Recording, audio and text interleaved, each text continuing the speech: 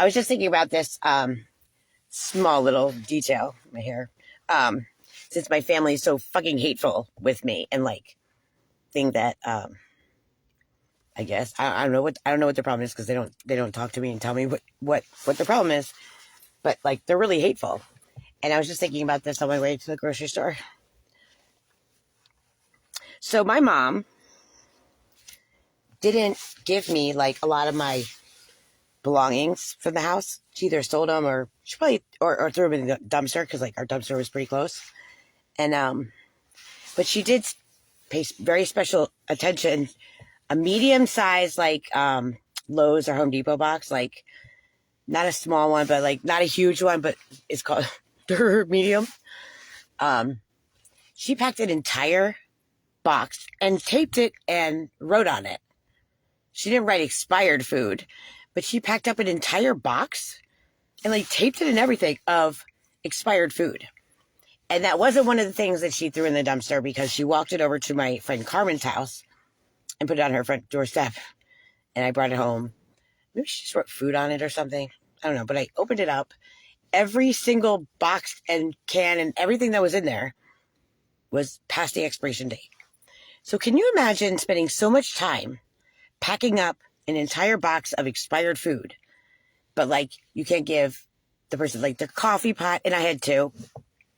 George Foreman, I had like one big, they were different. I mean, I have the one that goes outside, but I didn't have the one that goes inside. I had a Hamilton Beach and a George Foreman, like a small one and a kind of a bigger one. I do have one that plugs in that goes outside. Oh, but it's in my storage. But my pop toaster, because like for like bagels and bread, because it was just easier than that, open the door one. So yeah, can you imagine like throwing out your daughter's? I know she threw out my time capsule that Teresa and I did. Like sentimental shit. Go walk to the dumpster and spend more energy like throwing out stuff that like your daughter, who makes like no money, is like poorer than poor, saved and like, bought over the years and has because it's her stuff. And going in there and like throwing that shit out, or either that or selling it to the new people because she sold the house furnished. But I don't really know what. I just know what I don't have. No coffee pot, no toaster, like gadget stuff.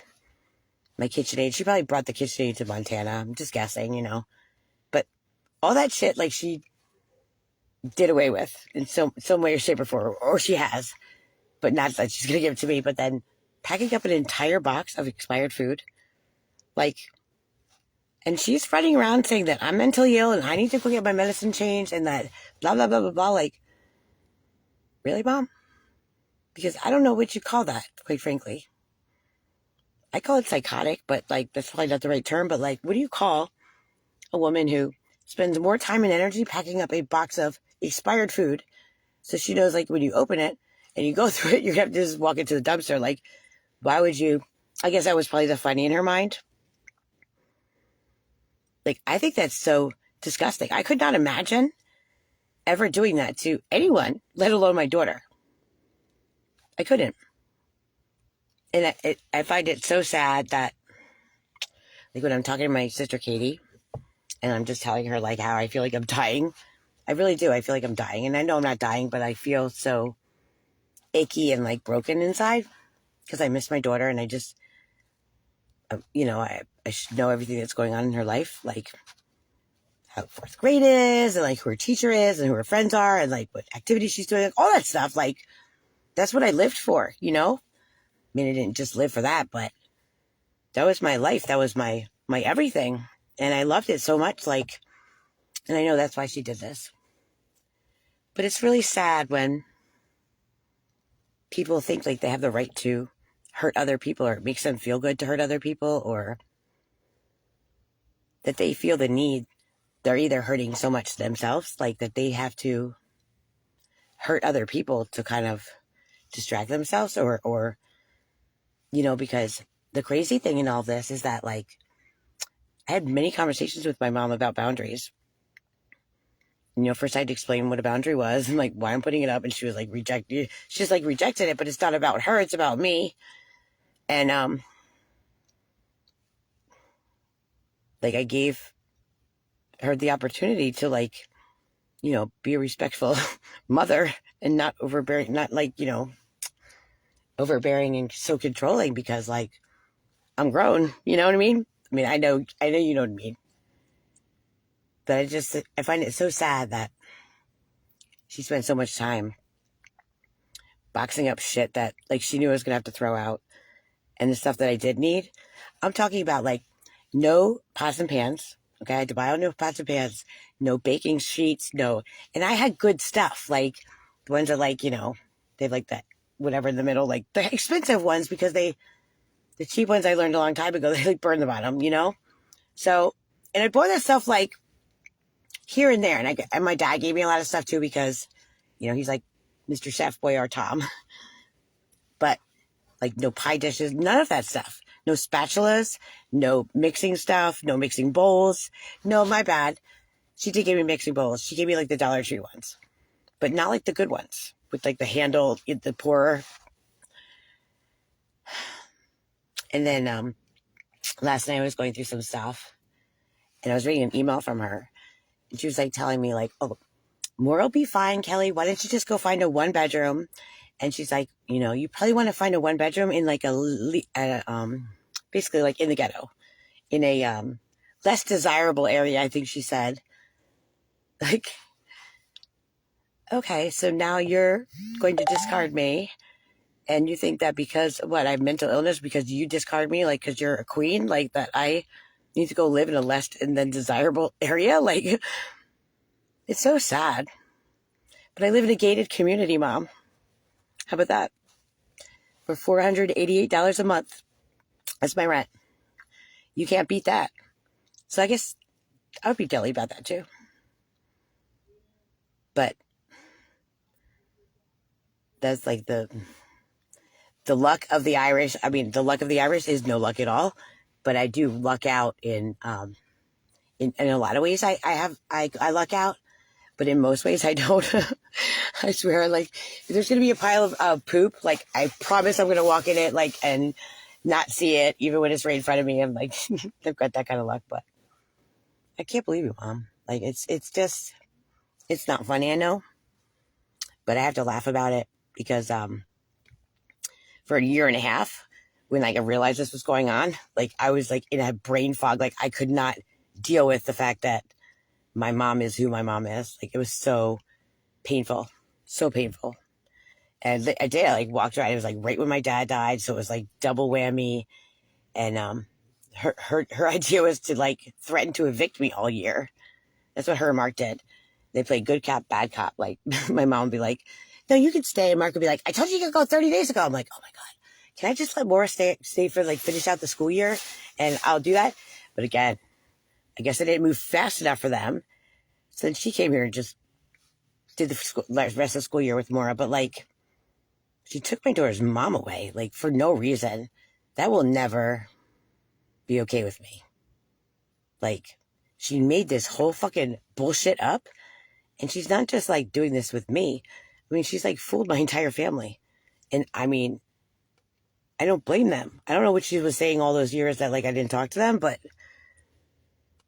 like if they're not here and they don't know, and all they see is like me, like a while ago, like just having emotional dysregulation, but they didn't know that was because like my mom like kicked me out of my life and like she wouldn't let me have any of my stuff until like a month.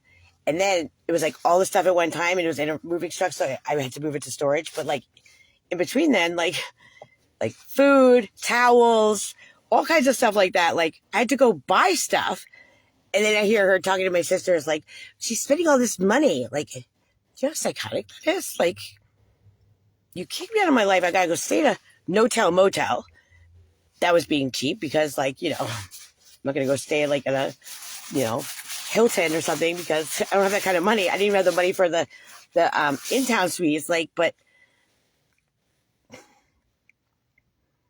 and then sit there and like literally say, and my sisters were like, yeah. Like, do you guys not get it?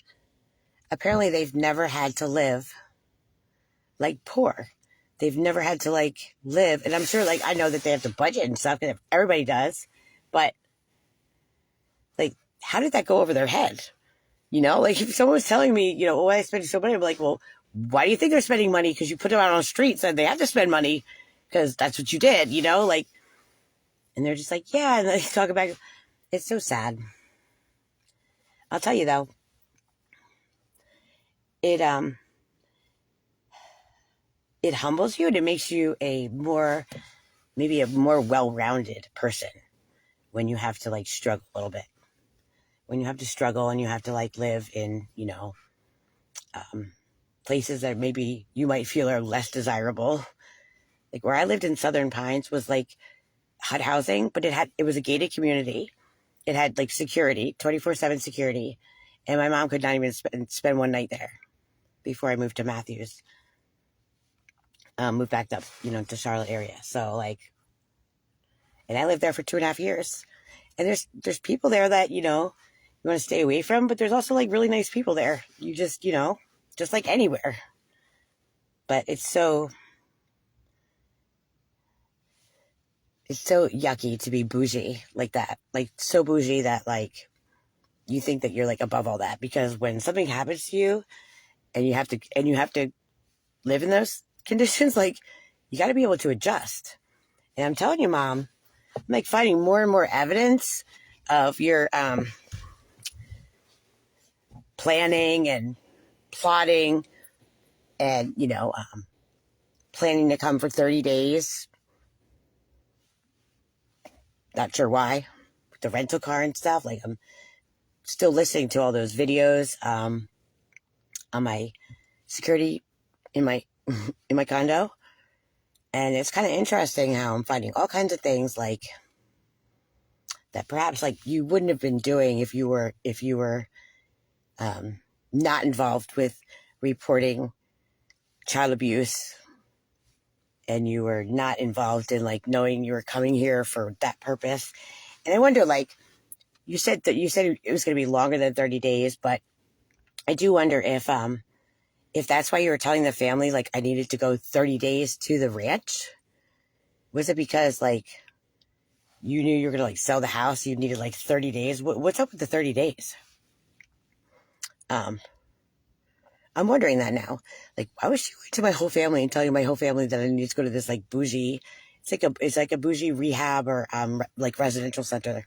Like, what was up with the 30 days? Because then she came for 30 days, and I know she waited until the end of October because why?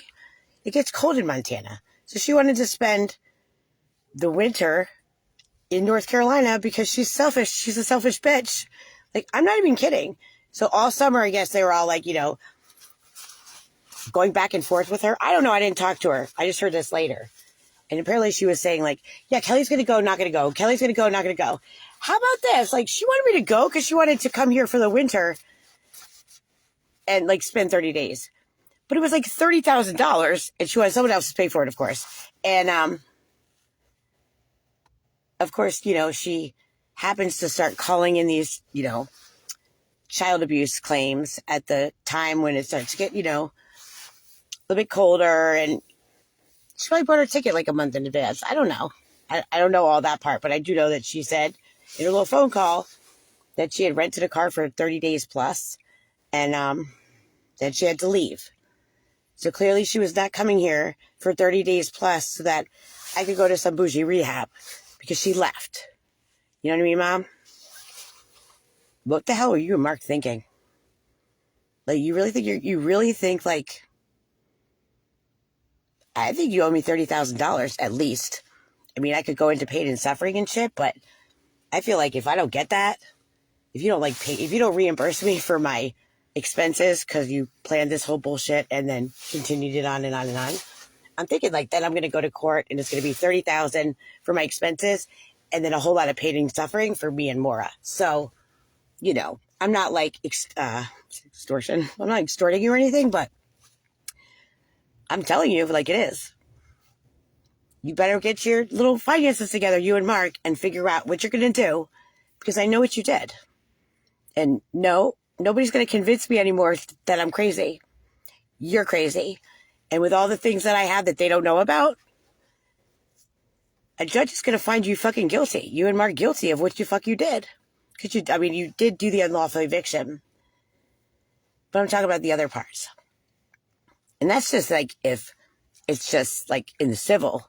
I mean, I don't know. I haven't handed that over to anybody yet, but like I might because it's, it's really pissing me off that it's been so many days I haven't seen my child and I've gone through all this fucking nonsense and, been totally like treated like shit all the way around. Like I still don't understand how that's even possible or why people would do that. But it happened. And I really don't care about you or Mark. It's exactly why I walked away from you. Because you never did anything on this level. Like I could have never have imagined that you would. But it was bad enough that it felt like that in my own world. Like you just, you always need something when you see that maybe I need a break. Maybe I need a break. Maybe I need less, building of attics and shit. Like I didn't need an attic with the pull down stairs. I did not need that shit in the condo. Like you knew I was hurting about my dad and you thought, oh, great, let's get windows, let's get attics. Like, the windows we did need because they did lock, but the attic and shit. When I look back and think about all the things that you did and like brought to my life because you were so helpful. And you were, I guess, with, the windows and stuff, that was helpful. But I guess you forgot that I was going to buy a place and put it in my name. That's why I had that $15,000. I paid you back. I paid Dad back, Dad and Rita. And it was supposed to be in our name. And then somehow Mark got involved. And I guess he said, I'm your husband. So you were like, okay, Mark. But I was like, hey, wait a minute. That's equity for me and Maura. So like what you did was not only like spend my entire inheritance without my permission because, all these stupid moves, like, which cost money as you're in the kitchen, like talking to, I know you're in the kitchen because I hear banging and clanging, like my sister is saying, I don't know why she's spending so much money. And they're like, Well, where do you think I was going to get that money, Mom? And, but not only that, you oopsie forgot that I gave you that money. Like, and if you look in your like deposit, you can tell that the money that I paid you back first, I paid some to Mark, some to you because it was a lot. And then, that 15 came much later, like in 2019 versus the other stuff came in 2018. So like, I did all that and I took really good care of the condo and, because that was going to be something to leave my daughter. And so you thought it'd be a great idea to not only like take my daughter and give her to her dad, but completely spend my inheritance by doing all this stupid shit while you're in there like, that's not what I heard. That's not what I heard. Like having the time of your fucking life, getting all this attention from everybody, like who are calling you because they're worried about me. They're worried like I'm out on the streets like some strung out drug addict because that's what you portray. Like they're worried about me. And you're just like gossiping like it's like talking about like apparently I heard you, Mary, like asking you about like, well, what does the school think of her? You're like, oh. And your dramatic's like, are you kidding me? They knew me at the school. I had no problems with the school. No problems. Because I'm nothing like you said I am. You made all this shit up. It's horrible, Mom. Because you hurt everybody. Not just me. You're lying to my sisters. You're lying to your siblings. You're manipulating. And I don't know how long this has been going on. I mean, I haven't talked to everybody in 10 years. So 10 years has it been going on? Like, I've never seen such hateful people. Even like Aunt Mary. And like, I don't get it. Like, what did I do? So I know. And Dad? Oh my God, Dad yesterday? I was in tears. Sent me an email about, because he's helping me with some rent payments. And he like had his card attached to the thing. And he's like, don't spend that card. Like, I burst into tears because I'm like, I'm not a thief. Like, what is mom saying to these fucking people that they think I'm just like a drug addict thief? Like, I'm still Kelly. I haven't changed at all. At all.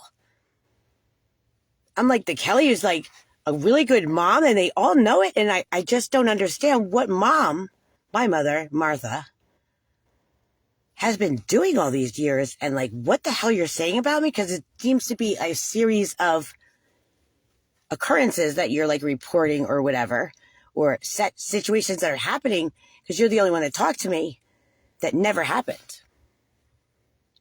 And I just see like my dad, I've never seen my dad so hateful. And like, you know, I've never stolen from him. I'd never steal from anybody. But like for him to have that concern. So I went back in, I'm like, delete from the portal. Like, I don't want people to be concerned like they're helping me. Like, I feel bad. And then he said he feels taken advantage of. And I'm like, oh my God, like I hate all this. I can assure you I hate all this. Like I didn't see this coming. I didn't plan for it. I had all my finances like perfect because I set my life up that way. And I didn't want to say to him, like, you know, you don't even understand what it feels like when you say taken advantage of. Like, that's what the last 500 days have been. Just being taken advantage of and just like thrown around like a piece of shit, like something that doesn't matter. And, you know, and my daughter has been too. Because this is the fucked up thing about Maura and my mom and her, you know. The first week she came here, she told my daughter that I left her. Oops, up and left. My daughter wasn't, you know, I don't want her to know, you know, all the things, right? And then the next week she's talking about giving my daughter to Emily. And I'm in Concord and I'm listening on the security camera. I'm like, what are you're going to leave this? Like, so I call her. Oh, no, we're just going to go for Thanksgiving. But I hear Emily talking about his color scheme for her room. So then she takes my daughter there for Christmas. It basically leads my daughter thinking like she's going to go live with Emily. And then apparently she was told that Emily doesn't want her. Emily and Dave don't want her. So this is what she's telling me during visitation. And let me tell you something. I didn't know how to not be like anxious and whatever. It's really hard to hold it together when you hear your daughter telling you that she cried for you and your mom wouldn't let her see you. And I was just down the road. And then you hear all these occurrences that my mom was putting my daughter in that I had no idea because I was being blocked from access. And it really pisses me off because I can't tell you how many times I went to these caseworkers and said, hey, I don't know what my mom's doing. You don't know what my mom's doing. Like, she's toxic, but I didn't know to that extent. But then they become like hateful of me because I'm advocating for her. I'm advocating for me. And like, they wouldn't fucking listen. Like, DSS would not talk to me on any level. They would talk at me, not with me. For all those months. And it was infuriating because, well, when it's your life and your child and your situations and you don't know what ends up and all they're telling you is to do shit that's like ridiculous. That's like, you know, busy work for them, I guess. Just busy work. Yeah, just go do IOP again. Just go do this. Oh, you need another substance abuse evaluation. Oopsie, we lost it. Like, and those things are not only like you know, you have to be like, admitted into them. Well, like the IOP, at least the, you know, you can go get a substance abuse evaluation. But like for me, when I'm doing like a one of those evaluations, like it's harmful in the way that like I have to readdress with someone new all the situations and all the things because I'm an honest person. So I kind of like let them know about all my diagnoses, like what my traumas, my this and that. Well, that like is painful to relive when you're doing that. And when you're doing it for like no reason except for they just want you to do busy work. So it looks like you still have more of your case plan to work. I was done with my case plan not done, but like I had completed my case plan and it was like a work in progress, like doing the DBT and like obviously therapy, psychiatry, like that's always going to be a work in progress, right? Or not a work in progress, but it's always going to be something in my life that I just do, medication, stuff like that. So it's like, when I meant done with the case plan, I meant like parenting classes were done. You know, the comprehensive exam was done. I, you know, signed up for DBT, which was a good refresher, but I didn't have any of these fucking problems before these assholes like came to my life, let my mom kick me out, and then I'm hearing all this stuff on the camera because when you hear your mom like gonna leave the state and they're like, oh, you left the program before we did in-home services. No, there was no program that anybody left at all. You made that up. They made so much shit up. And let me tell you, it's disgusting that my family sits around and is like, oh, she's so angry. When you really look at it, when you think about it, it's been 500 fucking days of like straight losing everything. And I'm really not that angry.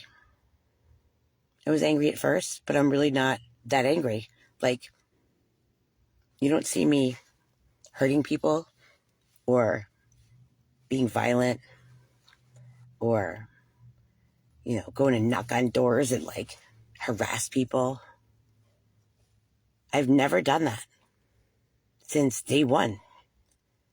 And unfortunately, that's exactly what was reported by all these people who are intentionally reporting things to make the case go in their direction. And it's sad when you're a person that, you know, did experience all this shit and probably should be really angry and probably should be, and I don't get me wrong, I have my moments, but I'm actually proud of myself. And I'm the only one who can say that to myself because I'm the only one who really knows that, well, except for my friends, that I didn't go that ghetto route. I call it the ghetto route. I didn't go around hurting people, but all the people who are reporting all this crap, that's exactly what the hell they were doing, and for no reason.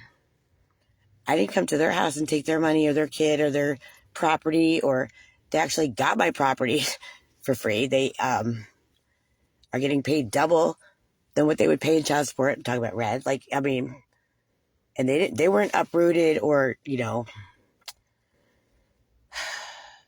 their whole life wasn't destroyed and knocked down, and neither did they care about that their child's was, you know? And I care about that stuff because I know it matters. I know that kids who are alienated and like have to pretend to be something that they're not, it fucks up their psyche. And like, I know it fucked me up and I just want better for my daughter. And like, these people are all like looking at me cross-eyed, like, you're crazy for that? Like, no. I think I'm totally sane, totally normal. I'm really not angry. I've definitely had my moments. I've definitely had my trauma moments too, where my nervous system is like, da da da da da. But I know how to, first of all, calm it. And then I know how to advocate for myself when I go back to the psychiatrist, do a med change. And it's disgusting that I'm being told to like go to rehab with no drug or alcohol problem, go inpatient. And like, that's my family's like lingo. Like it's cool, or like it's something that you should use in that way. Like inpatient is like an emergency situation. Like it's a serious thing. If someone is inpatient, that means that they're a danger to themselves or others, or they're coming off a medication that could cause like seizures or heart stopping, stuff like that. So like it's like a medical situation where they're in the hospital, and it might be the mental hospital, but it still like has to be medically necessary. So like when you talk about things like that, you're like wanting someone to be in an emergency situation where it's not fun. You don't have you don't have phones. You don't really have your freedom, because when you do within there, but like, you gotta wait for stack time, it's kind of demeaning if that's what your family is sending you there for, that would be their purpose, then they're really just, they want you there so that you feel like less than. Well, why would you want that for someone? Like, I don't understand why they don't understand that.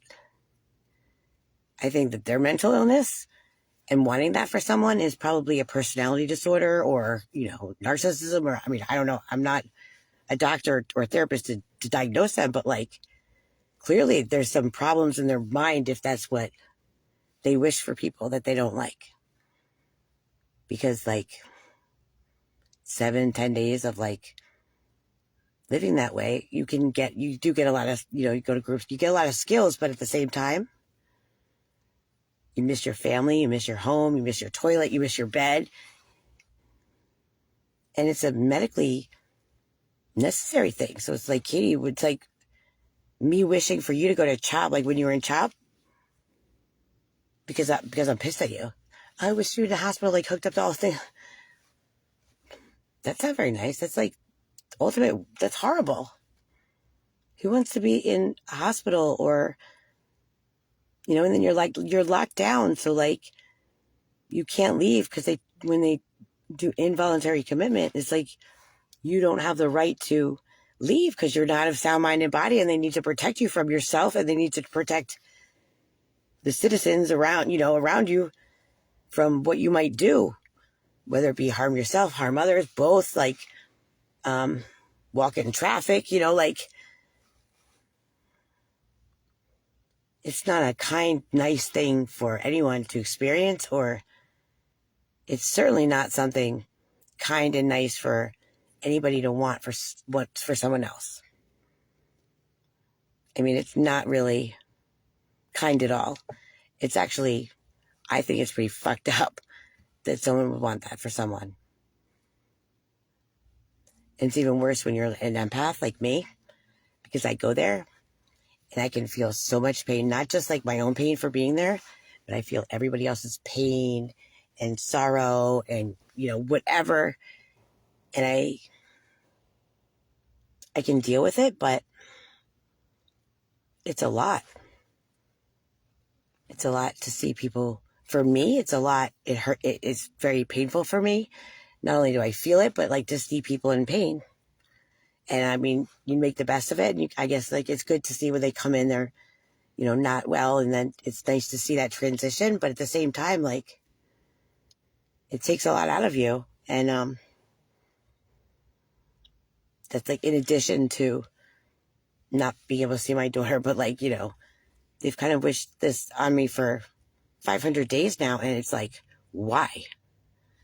I've never done anything to these people. I haven't talked to my sisters in 10 years. And when I do talk to them, I'm kind. And they, not Emily, she doesn't talk to me anymore, but Katie, she always replies with the most bitter, nasty stuff. And I end up crying because I feel so sorry for her, that she lives with such anger and bitterness, and that she actually thinks that, like, I deserve it. But not only that, I think of, she's dishing it, so she must be feeling it, or she must be feeling like, projecting, and that makes me so sad, because nobody needs to live with all that pain and whatever it is that she feels like for all those years. And I know what it is when I see that. So like, and then when I say that to her, it makes her even more mad. And I'm not trying to be mean. I'm just saying, like, please get some help. Like, please, for you, like, nobody needs to live like this. Nobody needs to live like that. And then she replies with, go to rehab, do this. Like, I'm like, mind you, of course, like, I'm in my apartment, like, barely making it, like, not sleeping well, not eating well, just surviving, which is never good. But I'm still also worried about her and thinking about her, and like, she takes it as an insult. And that makes me sad, because when people want better for you And when people try and help you and like give you constructive criticism in a way that's like is good, could be a real game changer for you, for your life, that's really not them insulting you. That's them loving you. That's them caring about how you feel about yourself and how you treat others and how you treat yourself. Because when you treat others like that, you know what you're doing. You feel like shit about yourself. And it's not weak to ask for help. It's actually, it's a sign of strength. Like, it's so strange to me how my family got so turned around and think that, like people with mental illness and people who talk about it are just like okay with it because we understand it and we know that like everybody in this world has something wrong with them in some kind of way. Everybody's got like a little bit of mental illness in some kind of way. I don't mean like necessarily like diagnosis, but we all have our sore spots, if you will, you know? And it might not be rise to the level of mental illness, but everybody goes through bad times. Like there's not, I don't know anybody in this world who has not gone through a bad time. And it's just sad that like my family lives in bad times all the time. And they really think that it's normal. They think that it's healthy. They think that, you know, people who admit to mental illness and like go to groups, because it's so sad to me because like until you start going to these groups and until you start changing your behavior, until you start knowing something different or understanding how toxic and unhealthy that all is, I thought that way too, you know? Like the first step, you know, once you start getting into it, you're like, oh my gosh. And then you like realize it's not a bad thing. It's actually a good thing. You feel good about yourself because our family is pretty toxic. And you just come a little bit away, that's like great. And then you're like, that's how I got all my self-esteem. Like I didn't have self-esteem my entire childhood, teenage years, but like getting help, I learned how to love myself because I learned why I should love myself, and I learned how to treat people and treat myself and blah, blah, blah. When you do it, you feel good about yourself. So your self-esteem gets better and then you're not so bitter. So it's like winner, winner, chicken dinner. It's all the way around, you know, like I really wish that, they would understand that. So if you see this, Katie, like I wish you would understand that I'm not insulting you. Anyway, I'm gonna go to Food Lion, get some food. I don't know how that box of food turned into like, I don't know how long I've been talking. I can't see the sun, but my therapy. I don't really care if I talk online. Like nobody listens to me anyway. It helps me get it out because in my family, anything that you do in public is like a no. So I have to do the opposite. So I don't mind. Like I love when I'm in groups and stuff. Like I'll talk because it feels good to talk because it's like real in my head. So that's kind of why I do it. It's not really to like for any other purpose. It like really helps me cleanse because